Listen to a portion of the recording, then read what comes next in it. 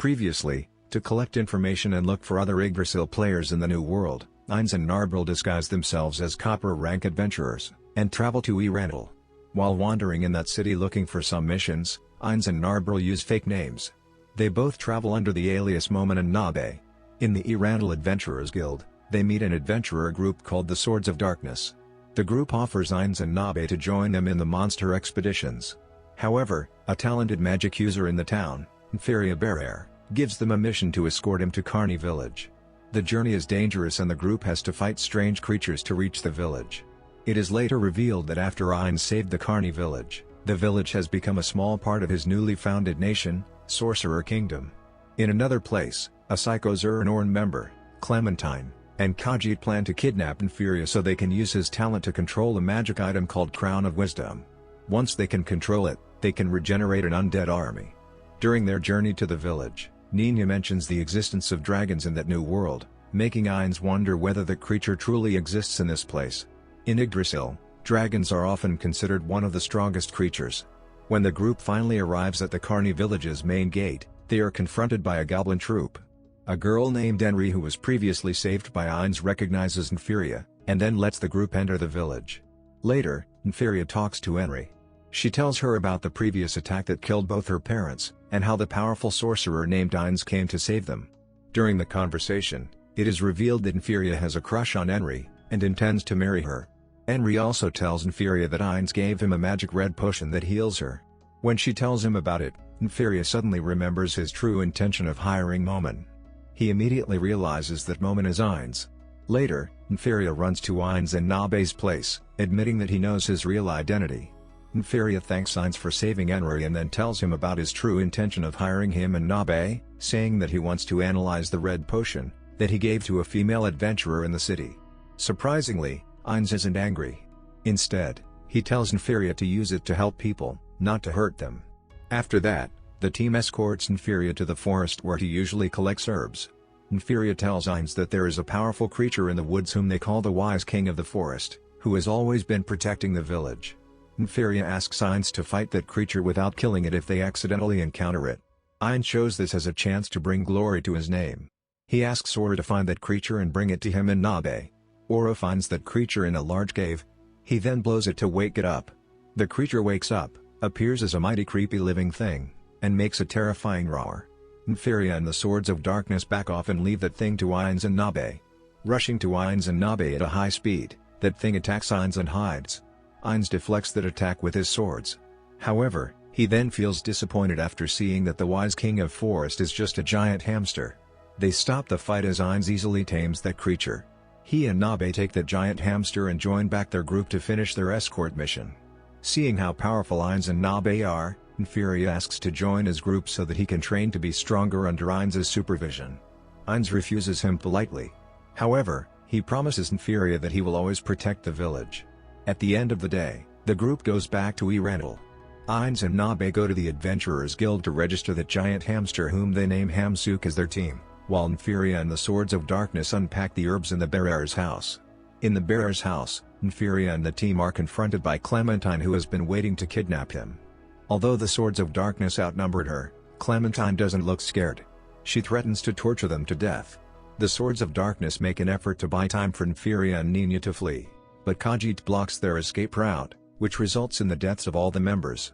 Meanwhile, after registering Hamsuk in the Adventurers Guild, Ainz and Nabe meet Lizzie, Inferia's grandma. They then go to Bearer's house together. Ainz goes to the underground room in that house and finds the Swords of Darkness had turned into zombies. He has no choice but to chop their heads before they injure anybody.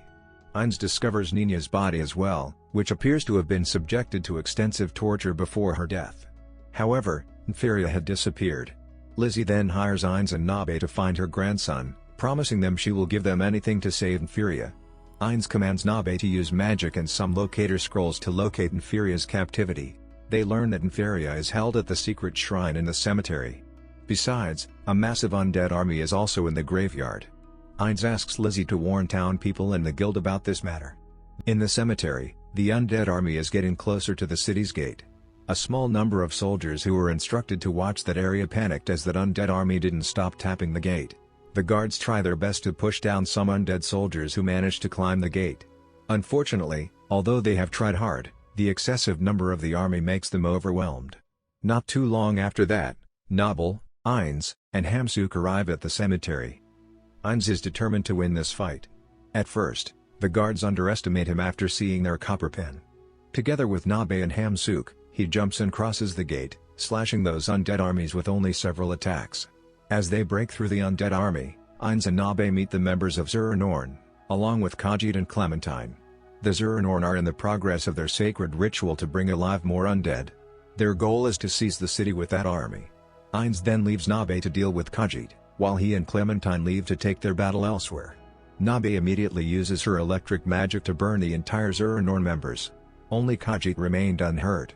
Meanwhile, Clementine, who is unaware of Ainz's true identity, shows her confidence, saying that she will easily kill wizards or any other magic users. She adds only a few strong warriors can handle her.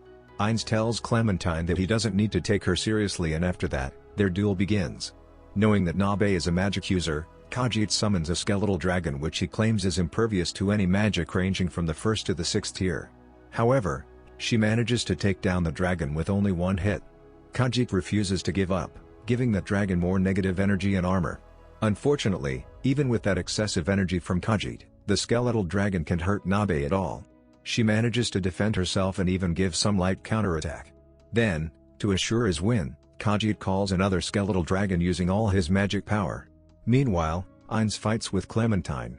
He tries to attack Clementine physically, but the latter can move swiftly to dodge all Ainz's attacks.